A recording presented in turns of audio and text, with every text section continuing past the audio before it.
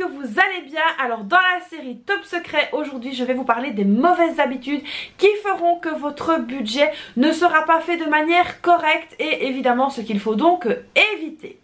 J'ai donc répertorié ici 5 mauvaises habitudes que je vois le plus souvent passer en coaching et donc du coup je me suis dit que ça allait peut-être vous aider de rectifier le tir si votre budget est un peu bancal ou si vous ne savez pas trop vers quoi vous dirigez. Alors la toute première mauvaise habitude que je vois, et ça je la vois très souvent, c'est de ne pas connaître la destination de son argent. Alors ça c'est vraiment une mauvaise chose. Il faut vraiment que vous sachiez où part votre argent. C'est grâce au suivi de dépenses que vous allez donc pouvoir vraiment savoir où part votre argent. Alors comment est-ce que je sais que c'est une mauvaise habitude? Parce que très souvent, je reçois des commentaires de personnes qui me disent « Mais attends Christelle, je sais pas comment tu fais parce que nous, à partir du 15, on n'a plus rien. » Alors déjà, ça c'est vraiment pas bon, mais c'est le cas chez beaucoup de personnes et ça a été le cas chez moi avant que je ne reprenne mon budget en main. C'était vraiment quelque chose, voilà, à partir du 15, on pouvait déjà dire c'était fin du mois, c'est fin du mois, c'est fin du mois. Et c'est vrai que c'est une remarque que j'entendais très souvent autour de moi quand je travaillais, mes collègues, etc. À partir du 15, c'est vrai que c'était un peu très compliqué chez tout le monde. Et ça c'est vraiment la preuve qu'on ne connaît pas la destination de son argent. Les personnes bien souvent ne savent pas combien elles dépensent en budget course, combien elles dépensent en entretien et hygiène, combien est-ce qu'elles dépensent en carburant. C'est vrai que quand on parle un petit peu autour de nous et qu'on dit bah tiens, quel est ton budget course à toi mensuellement parlant, les gens ils nous regardent. Je sais pas, je fais à la semaine, sur le mois je sais pas. Donc là c'est bien la preuve que les personnes ne connaissent pas la destination de leur argent. Quand vous avez donc vos salaires qui arrivent ou vos rentrées d'argent qui arrivent, il est important de savoir que vous allez attribuer 700 € au budget course, 100 € au budget carburant, j'invente hein. Il faut vraiment savoir la destination de votre argent et c'est vraiment hyper important que lorsque vous établissiez donc tous les mois votre suivi de dépenses, alors pour certains ça peut paraître ridicule et se dire ah oui mais j'ai mes extraits de compte donc du coup j'ai qu'à vérifier dessus. Non, parce qu'en fait le fait de l'écrire ça va vous conscientiser au fait que vous avez dépensé cet argent et ça va vous permettre de voir où cet argent est parti, dans quoi il est parti, où vous avez dépensé cet argent. C'est vraiment très important. Donc connaître la destination de son argent c'est vraiment pour moi la chose à mettre en numéro 1. C'est pour ça que je l'ai fait, parce que c'est vraiment très important. La deuxième chose ça va être de consommer plus que ce que vous ne pouvez. Alors ça aussi c'est vraiment quelque chose qui est assez problématique chez beaucoup de monde. Je vois beaucoup de personnes, on va encore rester sur le budget course, aller faire des courses et se faire des chariots mais remplis. Alors oui, moi aussi j'ai cette angoisse du frigo vide. Alors j'appelle ça l'angoisse du frigo vide parce que quand je vois que mon frigo est quasiment vide, j'ai cette peur de manquer, j'ai c'est un stress que j'ai, que je pense que beaucoup de personnes ont. Et du coup je me dis toujours oui mais s'il manque, s'il y a ci, s'il y a ça et ci et ci et ci. Et donc du coup c'est vrai qu'il faut quand même essayer de faire attention. Alors je vois aussi beaucoup de personnes, quand je dis qu'ils consomment plus que ce qu'elles ne peuvent, c'est qu'elles vont peut-être aller sur des sites de beauté et commander des produits de beauté pour plus d'argent en fait que ce qu'elle ne pourrait. Et donc là aussi on revient au fait que le 15 en fait il n'y a plus rien parce qu'en fait on a trop dépensé. Donc il faut vraiment essayer d'éviter de consommer trop et de consommer ce que vous avez besoin seulement. Alors je sais que ça peut paraître très compliqué à mettre en place ou parfois il y a des personnes qui se mettent un peu des œillères en se disant ben non moi ça va, je consomme vraiment ce que j'ai besoin. Mais non, en fait il y a beaucoup de personnes qui consomment beaucoup plus que ce qu'elles ne peuvent et des personnes qui en fait dépassent en fait leur capacité de dépense. Alors il faut vraiment savoir en fait quand vous établissez votre budget, voilà, vous avez tel pourcentage pour les dépenses fixes, tel pourcentage pour les dépenses variables, tel pourcentage pour les crédits dettes, tel pourcentage pour les épargnes. Et en fait, ce qu'il faut vraiment savoir, c'est que vous ne pouvez pas en fait vous permettre de trop dépasser votre budget. Alors il y a des personnes qui me disent ah oui moi je suis allée faire du shopping, j'étais partie avec 50 € mais en fait j'en ai dépensé 300. Donc ça déjà, voilà, c'est vraiment pas une bonne chose. Et puis en fait, bah ok, t'as dépensé 300 € mais après tu vas faire tes courses comment?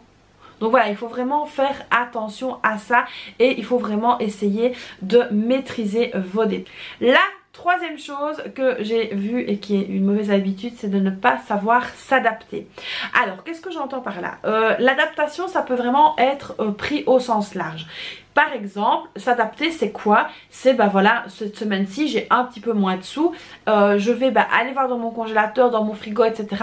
Combien de repas je vais pouvoir faire avec ce que j'ai chez moi. Donc ça fait partie de l'adaptation. Par exemple, comme je vous ai montré dans mon budget de dimanche, je suis allée donc chez Bas-Prix.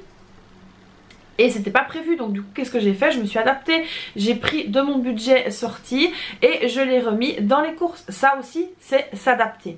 Par exemple, vous savez que ce mois-ci est très compliqué et qu'au niveau du carburant c'est un peu ric-rac. Essayez tout simplement de peut-être laisser la voiture à la maison et peut-être de prendre un transport en commun ou d'aller à pied ou que sais-je. Donc ça aussi c'est une faculté d'adaptation qu'il faut avoir. Il faut vraiment essayer de s'adapter le plus possible à toutes les situations. Alors très souvent j'entends des personnes qui disent « Oh oui mais c'est pas grave, on verra demain, on verra la semaine prochaine, on verra le mois prochain ». Non, alors ça c'est vraiment mauvais parce que du coup mettre des œillères aussi comme ça et se dire oh, on verra bien après, ça peut vous mettre dans les ennuis. La quatrième chose que je remarque aussi, c'est de ne pas anticiper. Alors ça je reçois énormément ce genre de commentaires là en disant ah oui mais comment tu fais pour changer ça? Comment t'as fait pour payer ça? Comment t'as fait pour payer ça? En fait j'ai anticipé tout simplement, que ce soit pour les fêtes, que ce soit pour la rentrée scolaire, que ce soit pour les pneus hiver de la voiture, il faut vraiment essayer d'anticiper un maximum. C'est d'ailleurs ça que je vous montrais dans la vidéo sur la provision de charge, que je vous remets juste en haut ici, n'hésitez pas à aller la voir. C'est ça aussi de pouvoir justement bien gérer son budget, c'est de pouvoir justement anticiper les grosses dépenses. Alors comme je dis toujours, c'est plus facile de mettre 10 € par mois pour quelque chose que de sortir 120 € en une fois. Ça va évidemment remettre votre budget, ça va vous empêcher de déséquilibrer tout simplement votre budget. Donc ça c'est vraiment très très important aussi, voilà, ne pas anticiper, ça fait donc partie de ces mauvaises habitudes. La cinquième et dernière mauvaise habitude, donc qui est vraiment pas bonne, c'est de ne pas se contrôler. Alors je sais que ça peut paraître très compliqué pour certains parce qu'il y a des personnes qui ont des addictions, il y a des personnes parce que pour moi les achats compulsifs ça fait partie des addictions. Et ça peut paraître très compliqué, mais il faut vraiment apprendre à se contrôler, il faut vraiment être dans le contrôle de soi pour justement gérer son budget. On m'a posé une question justement il y a 2-3 jours de cela en me disant mais comment tu arrives à ne pas dépasser ton budget course quand tu vas faire les courses? En fait tout simplement je ne vais que dans les rayons dans lesquels j'ai besoin d'aller. Donc moi j'ai mon tour quand je vais faire mes courses dans le sens prédéfini que je me suis imposé. Et c'est vrai que si par exemple je n'ai pas besoin de produits d'hygiène, je ne vais pas aller dans le rayon des produits d'hygiène. Pourquoi? Parce que je me connais et je sais que dans les produits d'hygiène, il y a tout ce qui est maquillage, etc. Et que j'aurais tendance à aller chercher si j'ai besoin de quelque chose. Donc du coup, je préfère ne pas aller dans ce rayon-là pour ne pas céder à la tentation. Pareil dans le rayon des animaux.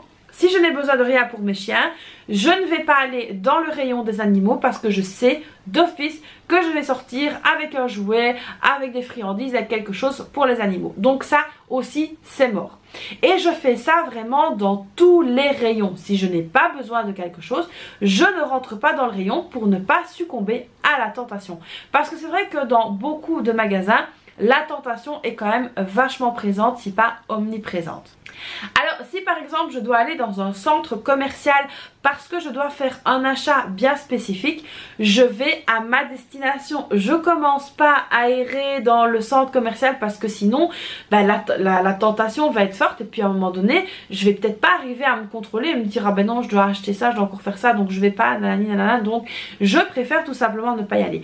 Pareil tout simplement pour les centres commerciaux, je ne vais jamais dans un centre commercial pour juste aller me promener, jamais. Si je veux aller me promener, je prends mes chiens, je vais dehors, je vais me promener. Ça c'est se promener pour moi.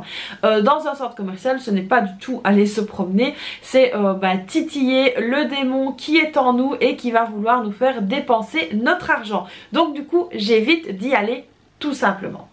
Donc voilà ici les amis pour ces 5 mauvaises habitudes qu'il faut vraiment essayer de changer. Alors il ne faut pas les changer parce qu'on vous dit de les changer, il faut les changer pour votre bien-être à vous. Et ça c'est hyper important dans la gestion de budget parce qu'on dit toujours plus d'argent n'est pas mortel. Mon œil c'est du poulet. J'ai envie de dire que quand on a des problèmes d'argent, c'est tout simplement la mouise. On en a jusque là, on ne sait pas quoi faire. Et du coup ce sont vraiment des habitudes à essayer, des mauvaises habitudes à essayer d'enrayer pour justement en ressortir beaucoup plus fort. Et puis je sais que si vous êtes un peu dans la mouise, je sais qu'avec tous ces bons conseils vous allez y arriver. Il n'y a pas de raison. Si moi j'y suis arrivée, si d'autres personnes y sont arrivées, il n'y a pas de raison, vous allez y arriver aussi. Donc voilà les amis, j'espère que cette nouvelle vidéo vous aura plu. Vous n'hésitez pas comme d'habitude à la liker, à vous abonner à ma chaîne, activer la petite cloche, à me laisser un petit commentaire s'il y a d'autres mauvaises habitudes que vous avez enrayées et qui pourraient faire partie de cette liste. N'hésitez pas à me le dire dans les commentaires. Et puis moi je vous fais plein de bisous et je vous dis à très vite pour une prochaine vidéo. Bye bye.